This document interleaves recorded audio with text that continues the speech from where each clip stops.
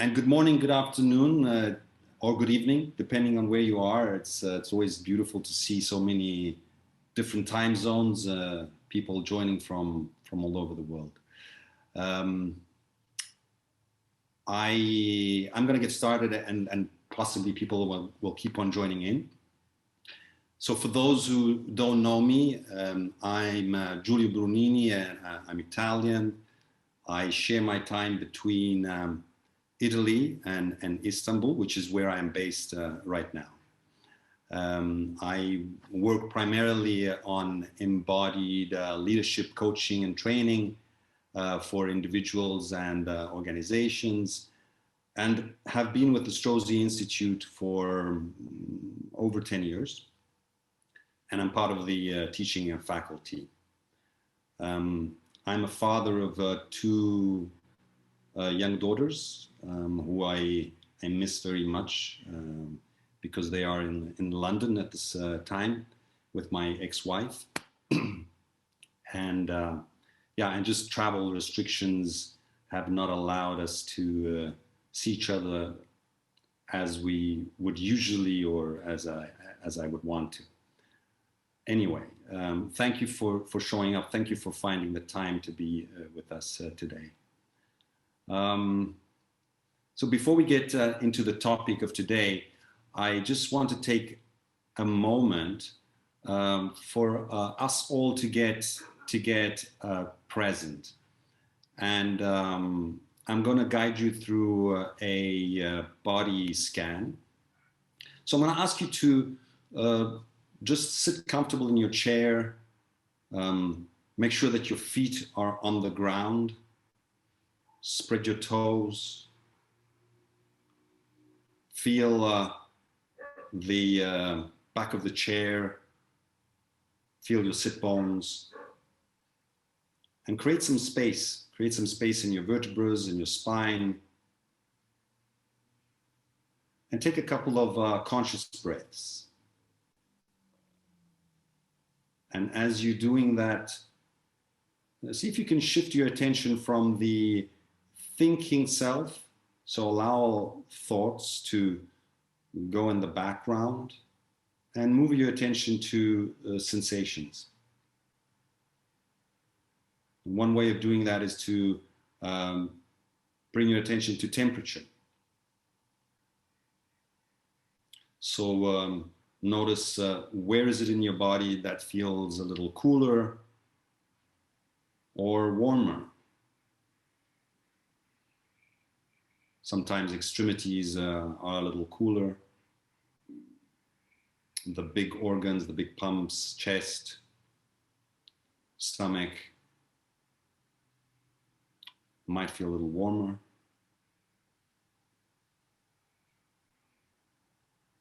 And now bring your attention to movement. You might be still settling in. You might notice the breath coming in and out of your nostrils as you're breathing, the air coming in and out of your nostrils, or the rise and fall of your chest.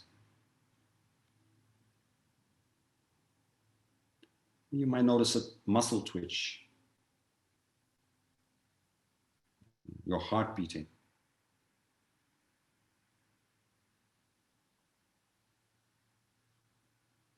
Now bring your attention to sound. Whatever sound is available beyond my voice. It might be the civilization in the distance, your neighborhood, animal life.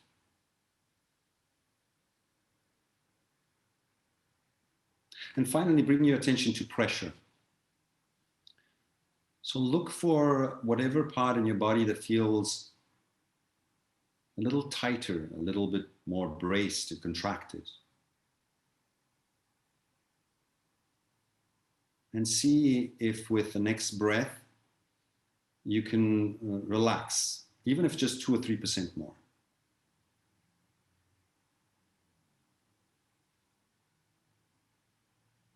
Yeah. So we say that sensations are the building block of life, and they are always available to us, and they happen in the present moment. So one of the fastest way to get present is to simply attend to sensations.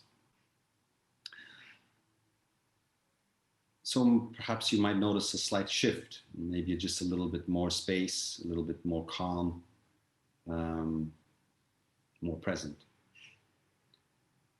So the theme of today is embodying your purpose, which is a topic that is always relevant.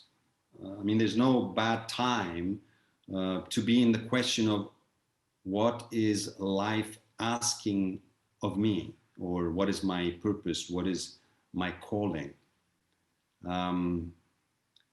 Perhaps though, as we are still in the midst of this global pandemic, and we have been called to face into the urgency of this crisis, and that touched us in so many ways, and where we have been forced to face the very notion of our own mortality.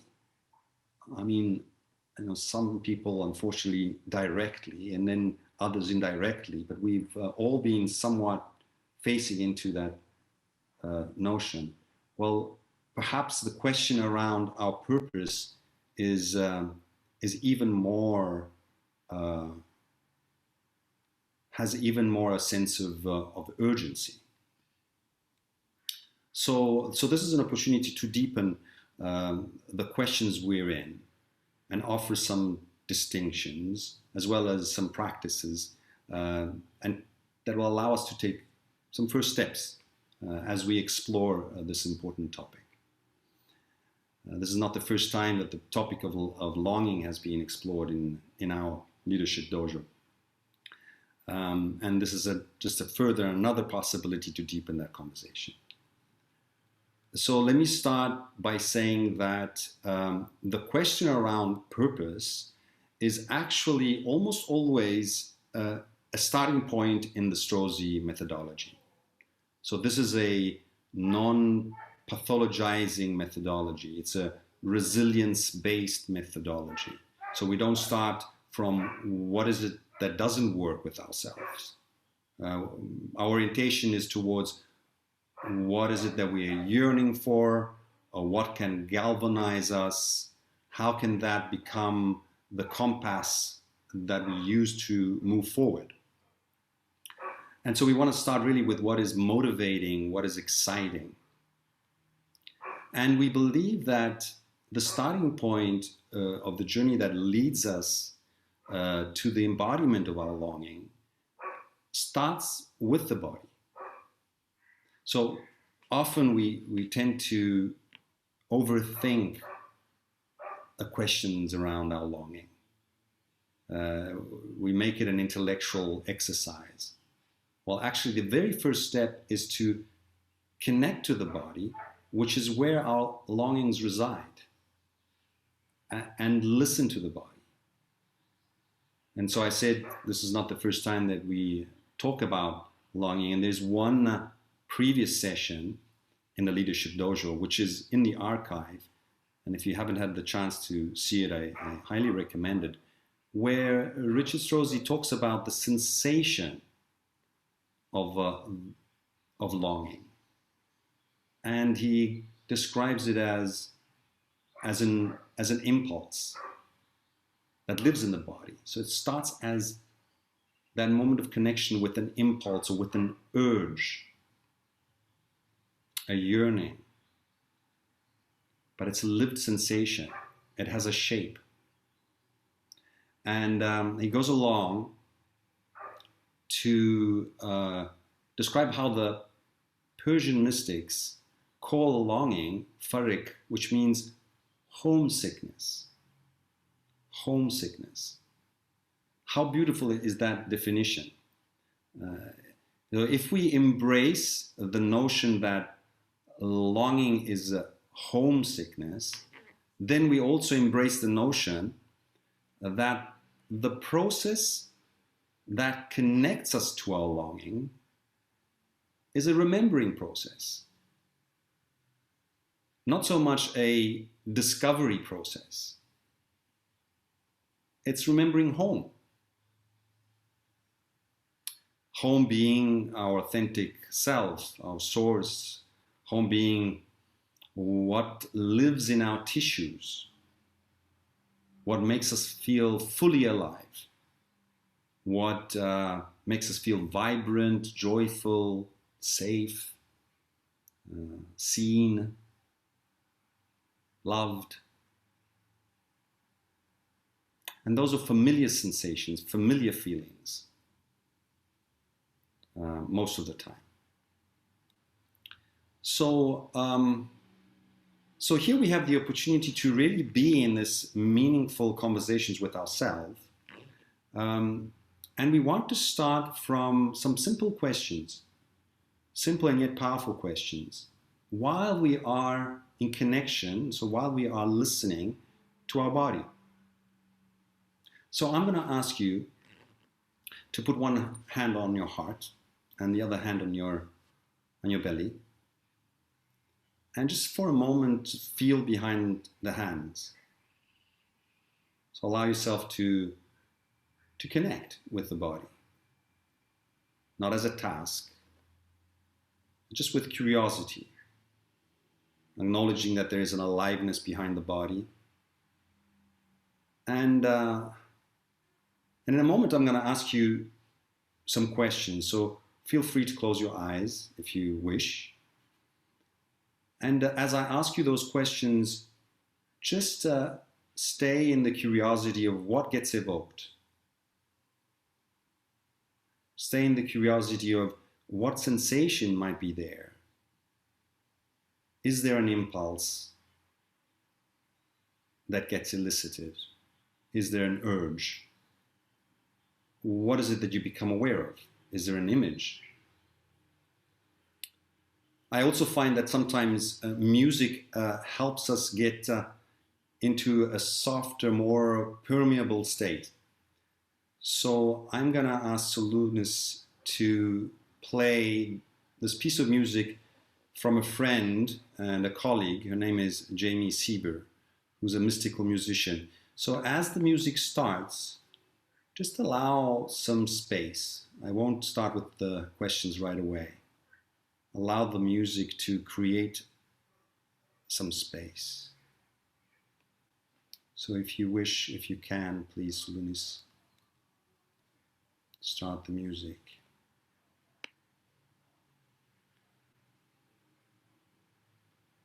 Which for some reason I'm not hearing. So.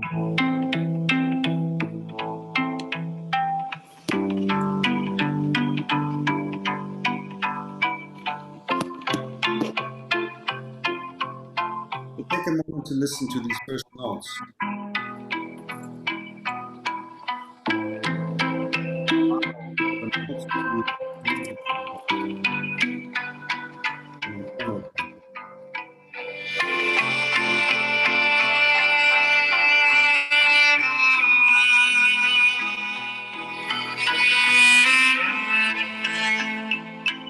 And see if the questions that I'll be asking in a moment create an opening.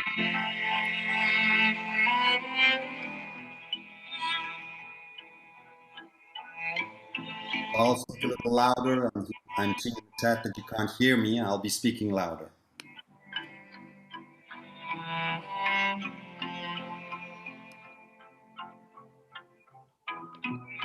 What do I care about?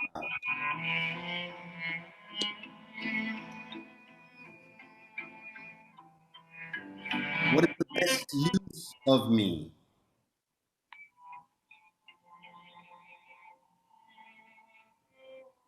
What do I want more of?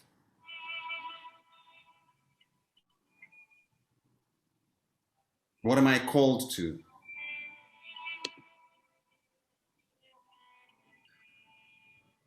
What contribution do I want to make?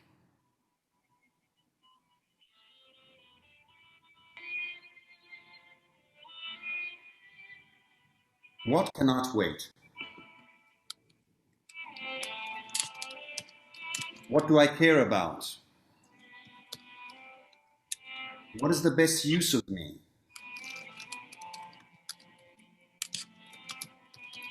What do I want more of?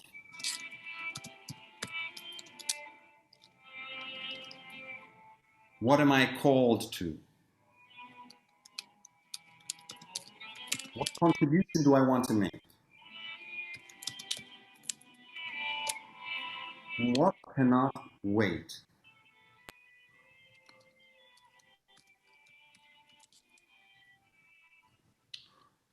So as the music fades, just notice if there was anything that got evoked by simply listening to those questions. And if so, feel free to share. It might be a sensation. If so, describe it. It might be an image. So please share in the chat. Yeah.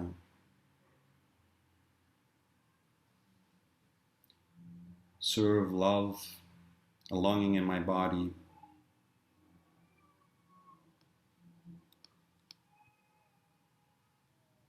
Kindness and joy. Sense of urgency. Giving and receiving love. Desire to bring clarity. Wanting my body's healing. Connecting. Fun, joy, play. Movement in nature. Thank you. Being a minimalist. Tears. The ocean. Disconnecting from judgment. Yeah, beautiful. Sadness. So as you keep on writing, and thank you for all the messages here, just noticing the different qualities, the range that goes from a description of an emotion, a landscape, a stand that you want to take in the world, a need, a want. Yeah, beautiful. So much resides in the body as we connect to it. And so for some, by the way, this is a process that will take time, that needs time. And so the work is to make space. So we want to be in the practice of listening to ourselves first for this contact to become possible. So that may be the first step. You know, we just did a small process here of connection, and then we can practice more. So how often do we create the space to be in the inquiry and allow the space to somewhat elicit what is there, what is present? So once we make contact with our longing, then we want to bring our longing into action. And to do that, we turn our attention to language, and we explore the generative power of language through declarations. Declarations are a kind of speech act which we call a generative speech act, because they have the power of generating our future.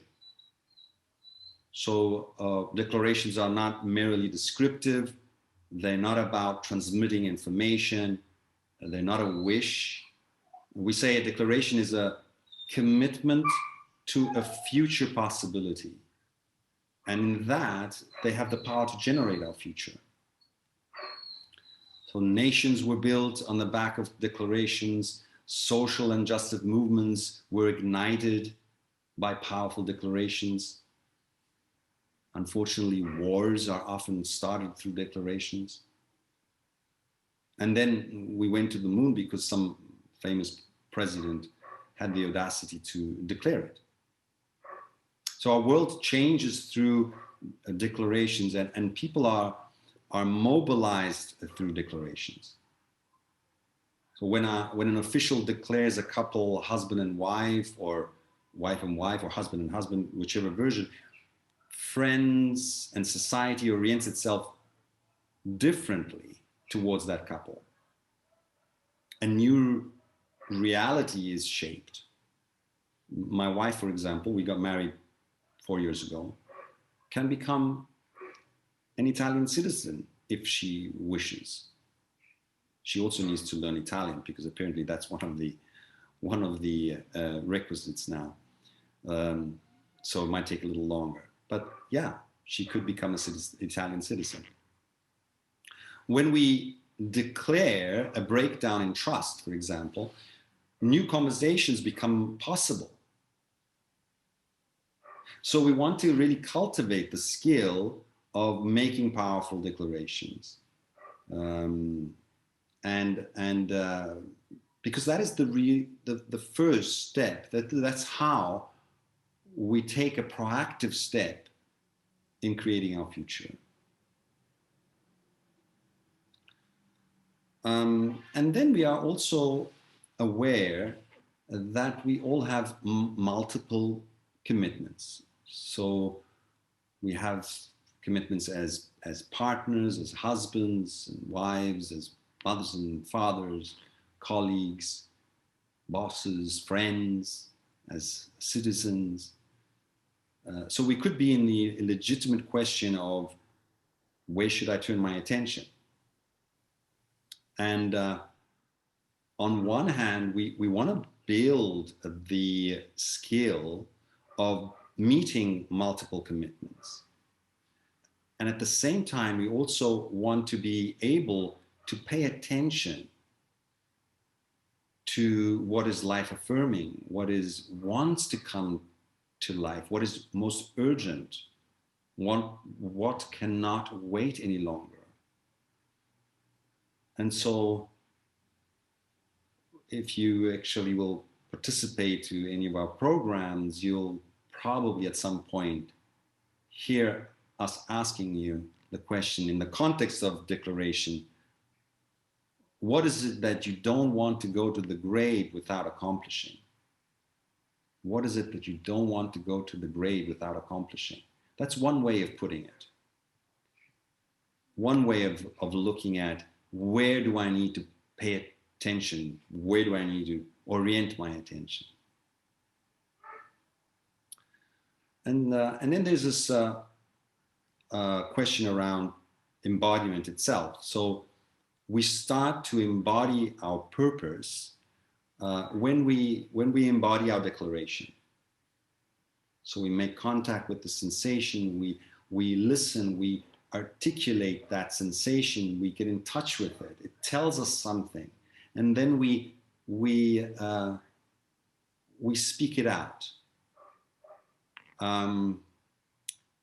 And we want to, and we'll get into a little bit more details around, or more distinctions around how we actually do that. But there's this question around how do we embody our purpose? How do we embody our declarations? Well, we say that you don't have a declaration, you are the declaration when your actions, when your emotions, when your moods, when your language, when your presence are aligned with your declaration. So we've all been in the presence of someone that, even without saying a word, radiates the values, the virtues, the skills, the qualities of their declaration. And so we want our declaration to really come from our whole self. And a lot of times we make ours declarations that do not belong to us. We inherit, for example, declarations. we respond to other people's demands, expectations, and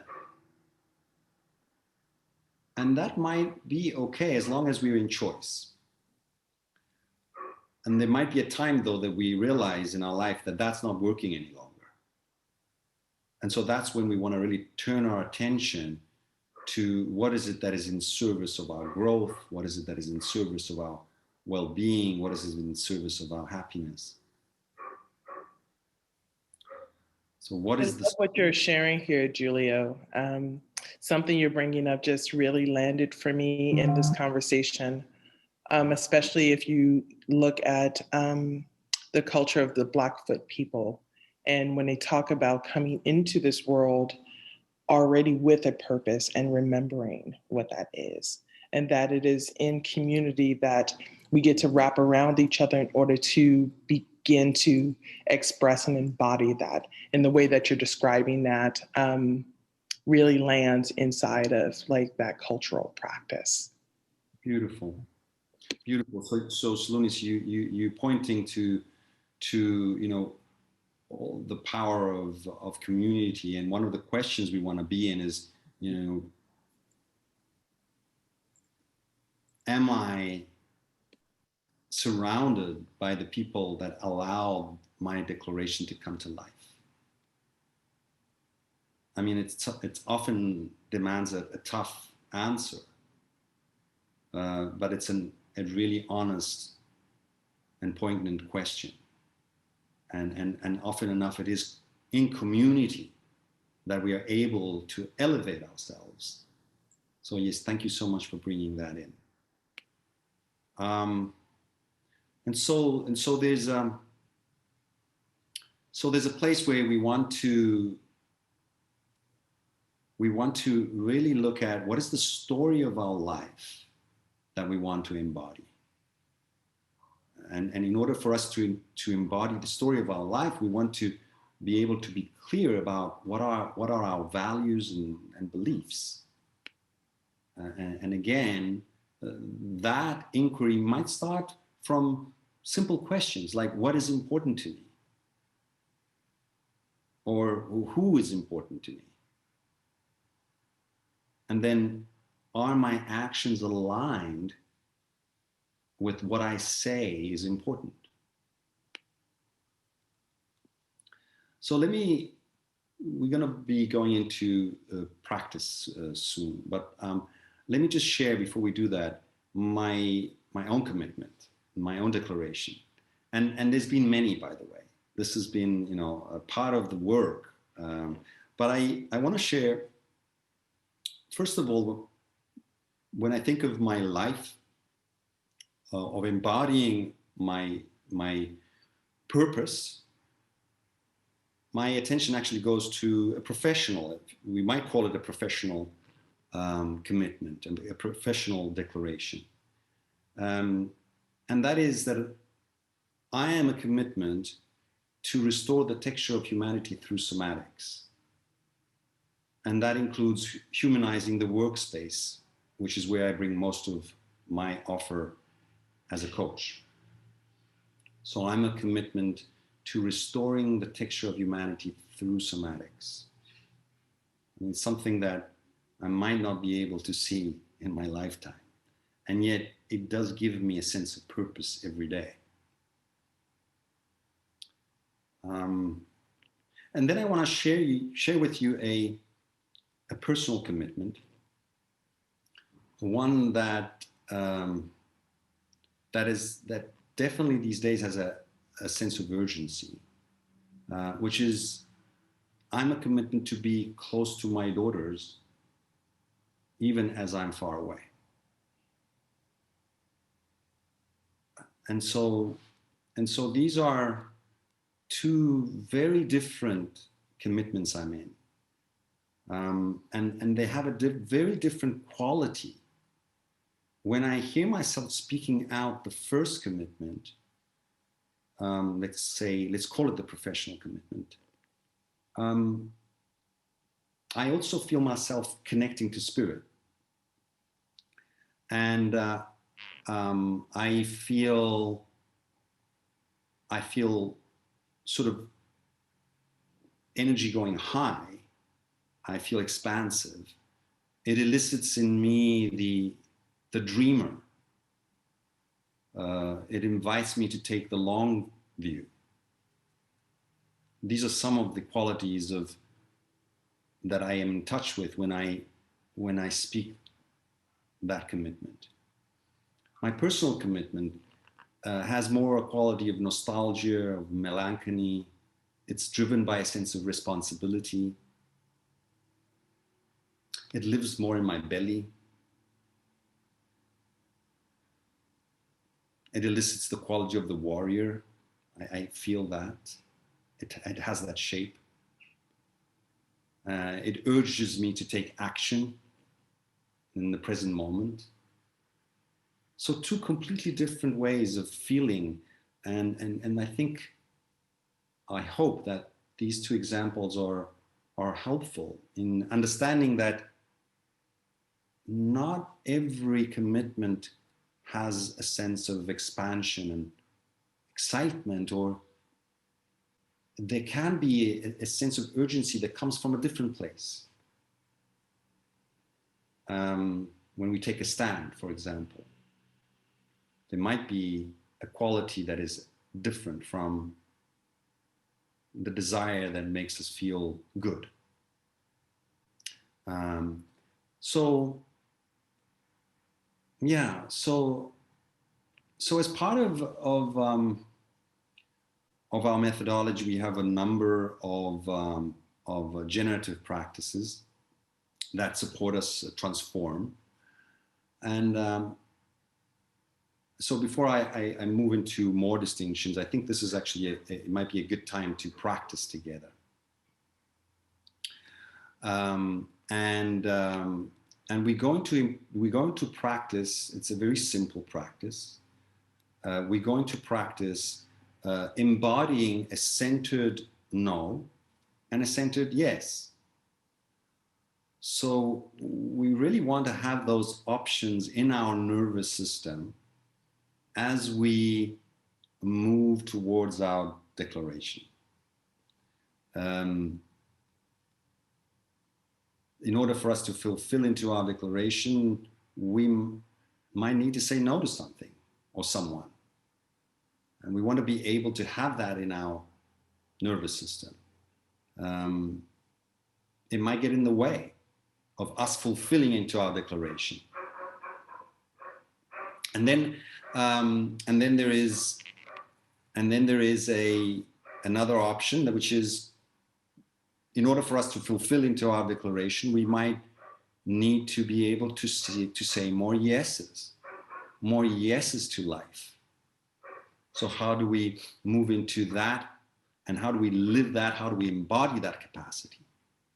So as part of the skill set that we build and we embody as we walk through this architecture of fulfilling into our declaration, we look at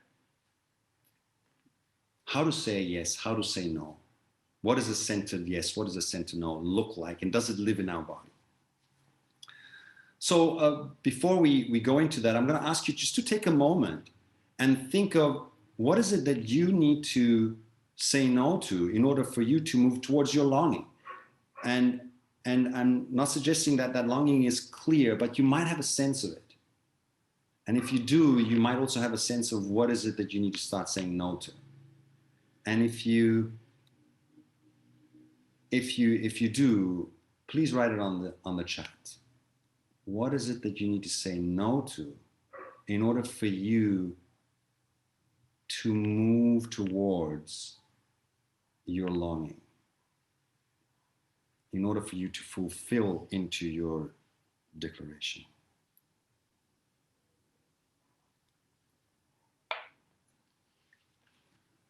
Oh, no to my insecurities, busyness, family business, loved ones as a result, trauma, selfish habits, constant expectations, no compromise, fear, excess distractions. Yeah, I think we can relate to many, by the way. Habits and patterns that are not aligned. Junk food, yeah.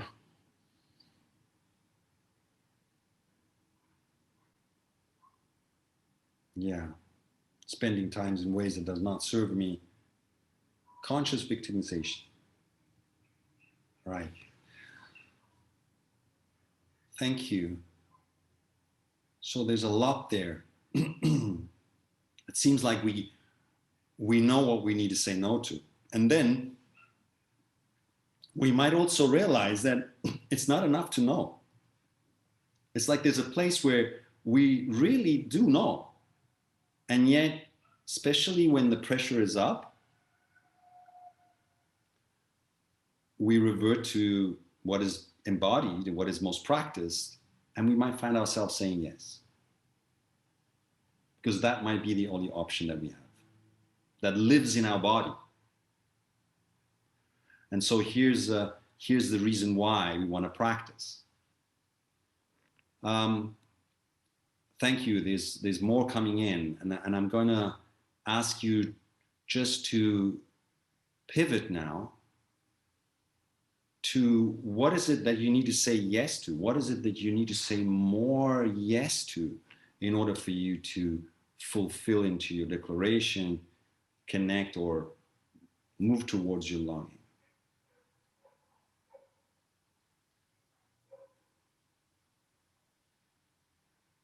So, yeah, taking action aligned with my purpose, to myself, my truth,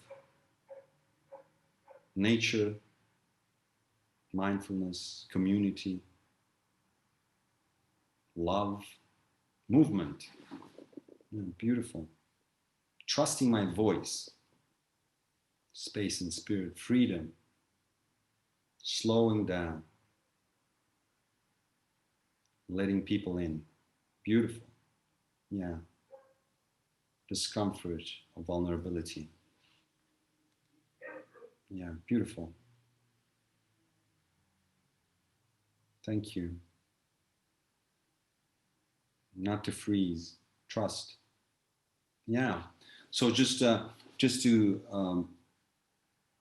build on my own, if I make contact on what I need to say more no, it's really an internal conversation. It's an internal voice, and I need to say no to fear. And there's a fear that something can happen, and I'm not able to go there. And my daughter, like a few days ago, fractured her elbow on a bike. And it was literally, I felt a knot in my stomach. I'm not able to fly there. So there's a part of me that is like really under the grab, we say, in somewhat like it feels it, feels that fear of not being able to get there. There's also a fear perhaps that the distance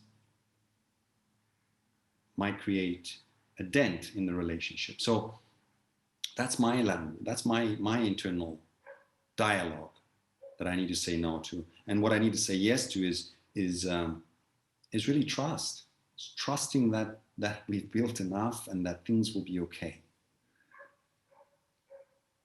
And for others, the yes and the no might be someone, something, some habits, as you were saying. So people, situations. So wonderful. So let's move into, as you keep on writing, there's so much, by the way, let's move into this very simple practice. And I'm going to stand. And please, you can do this standing or sitting. If you sit, bring yourself to the edge of the chair. Yeah. And let me see if you can hear me. I'm going to just project my voice a little more. So all we want to do is, first of all, stand normally and bring our attentions to the nose, we want to say. This is the first step we're going to take, is the nose. So allow yourself to really bring intentionality in this movement.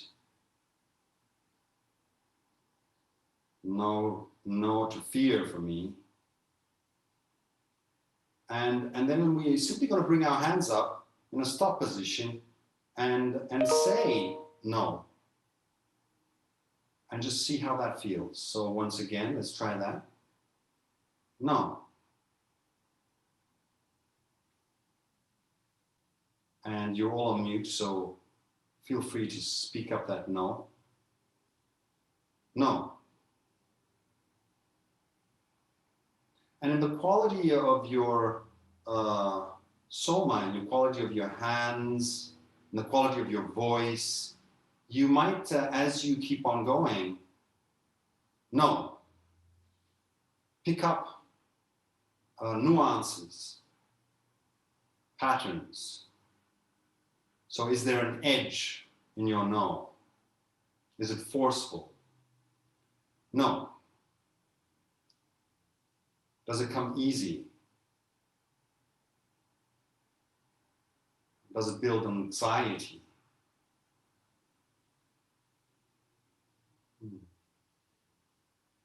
And keep breathing. Allow yourself to drop more of your attention in the bottom half of your body so that we can feel more of the ground. And let's carry on. No. Hands are alive, extended, but not rigid. Let's do it again. No. Shoulders are dropped. Jaw is relaxed. Let's project more of our voice. So we want to experiment too. No. How does that sound for you? Is it too much? No.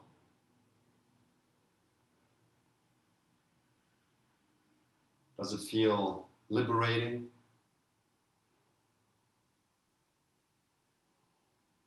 Or do you feel contraction? One more time. No.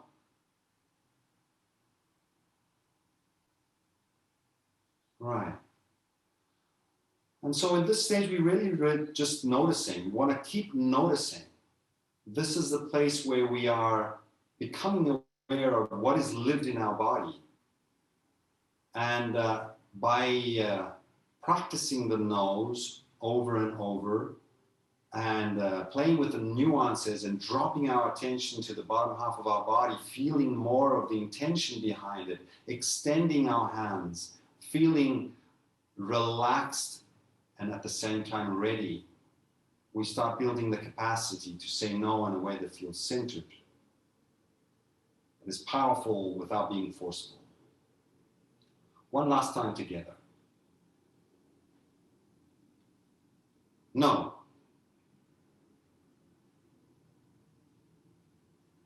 Right. Wonderful. And let's just shrug a little, just allow ourselves to pivot to the next. If you need to shrug that energy of the no. And we're going to move to the yeses now. So bring your attention to what is it that you need to say yes to? What is it that you need to say yes to? So bringing intentionality for me is more trust. Trust in the relationship, trust that things will be okay. Trust that things will change soon as well. And this time the shape is open hands, open heart, open chest. So there's no stopping, there's a receiving. And so with that position we say yes. And then we go back to normal. And again. Yes. And again. Back to normal. And let's try again. Yes. And noticing the quality of your voice, How does it feel to open up your chest? What are the sensations connected to this position? And let's go back to normal. Yes. And as we become more familiar with sensations, keep dropping attention again to the center of our body, allowing ourselves to say our yes with intentionality. Yes, feeling the ground under our feet, feeling our vertical line, and back to normal. And again, yes, noticing what emotion might be attached to that, what sensation,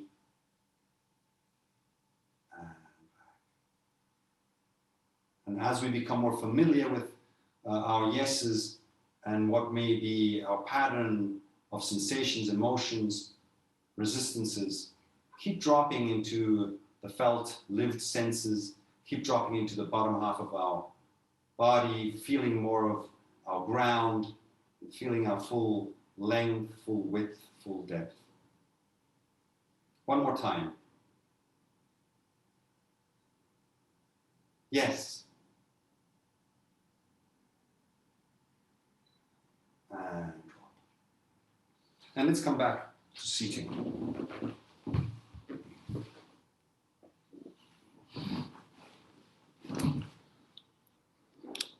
So some of these practices are very simple, and yet we don't go along our day saying yeses and nos, and not in this way, not in a way that feels conscious, purposeful. And so my invitation would be to write in the chat, how was it for you to say no? What got evoked? And how was it for you to say yes? What came, for example, easier?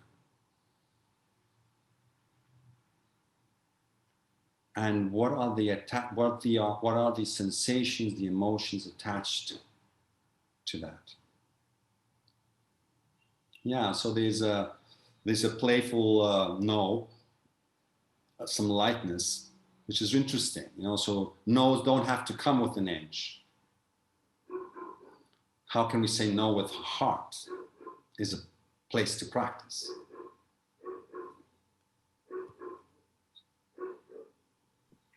I love how you're putting this in context, Giulio. There's a couple of friends of mine, so we talk about our no's and how that it's really kind to say no because it frees the other person up to actually get what they need. Say that again, please, Solon. That a good no could free the person requesting up to actually get what they need satisfied. Thank you. So saying yes to something in obligation and then changing the energy of it. Yeah. So I heard freeze as freeze, but actually you're saying it frees up. Yeah. It allows, it opens up. Yes, absolutely. Beautiful. So sometimes our no's will allow us to allow others to take actions in a way that empower them. That's right. Beautiful. And there's so much, it's hard to keep track, but there's so much that also is really rooted in the soma. So tightness in the chest, opening of my voice. And that is actually a beautiful way of bringing our attention to what is happening. So how is it that I'm organizing myself as I am expressing my no's, as I am expressing my yes? Where is it that I'm contracting? Where is it that I'm smalling myself? How do I do that?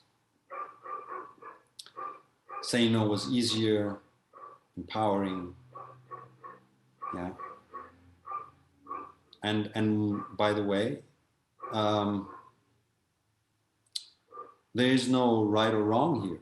There's a place where we want to be in choice. So this is where we want to really allow ourselves to have the options. When we say we want those options to be in our nervous system, we're looking at the capacity that we have to say yeses and nos. And we will, we could go on, the capacity to say, to make requests, capacity to make offers, to make promises, etc. We want to build those options, and they will allow us to move forward in the direction of our longing. We have a student here, Jennifer Krewalk, who says, I struggle with freeze more. Both the no's and a yes felt hard. Any advice there? So I struggle with both the yeses and the nos. They both felt hard. And she mentioned a freeze. That's correct. Mm-hmm. And would you mind bringing that person up if she's willing? Happy to. Jennifer, would you raise your hand so that I can find you? If you're willing to come off mute. Okay.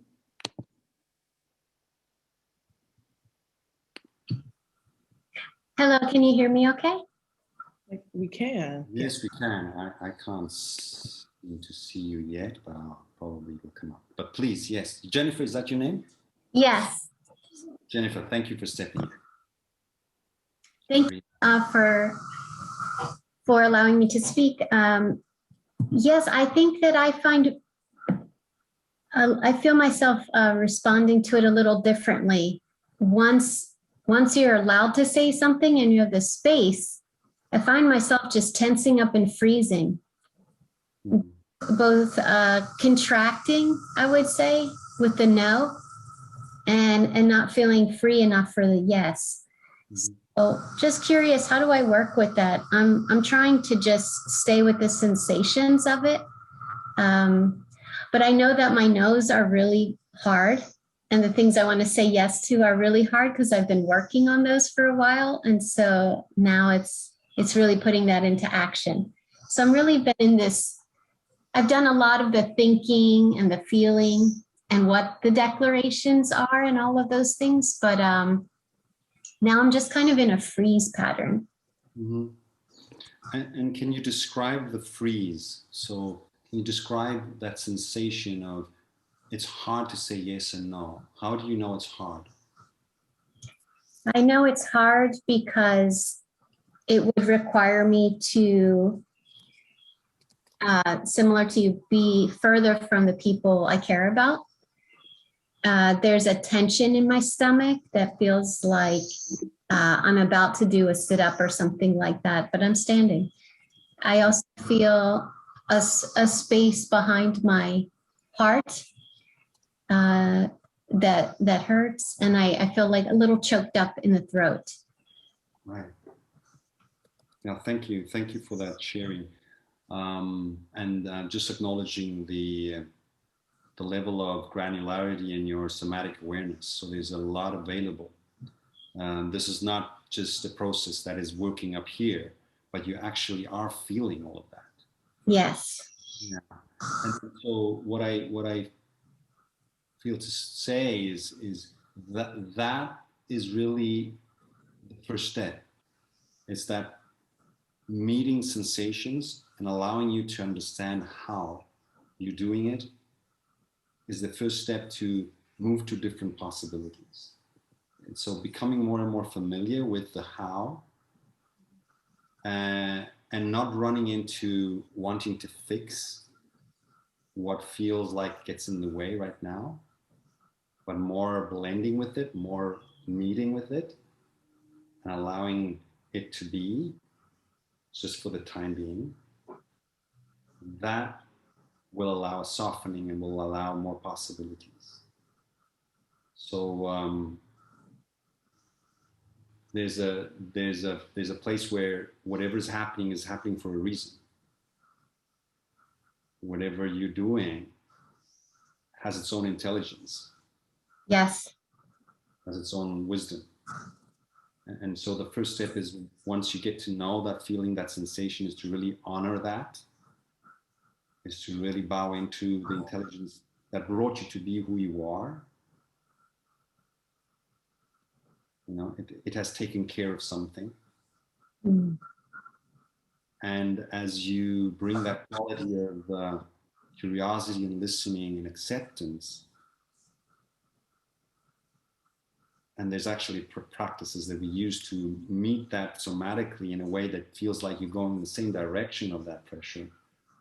It's called a blending practice. You are allowing that same pressure to somewhat, that same contraction to somewhat relax.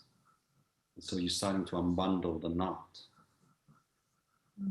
I'm gonna have to stop here in the description because I know I'm going into territories that might require more explanation, and it might be a bit early in this conversation. I just want to check in with you if that is if that makes sense and if that is helpful. Yes, that makes sense, and that's helpful. Just even the permission to stay there and with it already felt good, because I'm feeling maybe a little bit behind in this work, and that people were able to so quickly jump into it. And I was like, oh, wow, I'm not even there. So just that permission to stay with it a little longer and not force it is helpful. So thank you for that. I appreciate it. Well, thank you. Thank you for bringing in your voice. Thank you. Yeah, so I'm aware of time. And I also want to make sure that, Solunis, you have a couple of minutes just to speak into what is coming up. So perhaps let's do that and see how long we have after you finished, and maybe there's space for more questions. But for now, I want to make sure that you do have your time and talk a little bit more about, you know, the programs that are ahead and ways of deepening these conversations in person or online. So over to you. Absolutely. So this is really a great subject because it's core to the work that's happening in August for Embodied Transformation. That will be led by Dara Silverman and Michael Calicow, August 26th through the 29th. That course is core to building a declaration, what it is to do it inside of community, how does the sensations connect to that work. So anyone who wants to go deeper into what we're introducing here, I would say that's the course for you to join us in person. It is also the prerequisite for those who are interested in our coaching program. If you have more questions, I'm putting it into the chat so you have the link, as well as the link to set an appointment with me, and we could chat further about what your goals are or what ideas you have around like your purpose at this moment. And with that, we have a few more moments here to take any questions that have come up in the chat. We have about a minute. Okay, well, let's try to use that and see if there's any question that you've spotted. Can you help me out with that? Sure. Will there be a virtual option? So for the Embodied Transformation, that is an in-person course. The next virtual option will be Foundations. We don't have the next course up. We just began that online course recently, but just send me an email and I will get you the next dates possible. Do you have anything online? So online offerings are on our website under online offerings at the top of our website. We will bring back some online programs again later on in the late summer, early fall. Our online offerings are a great introduction to our work. And when you're looking to go deeper, I just invite you to visit us in person. Bringing the whole body into space is just as helpful.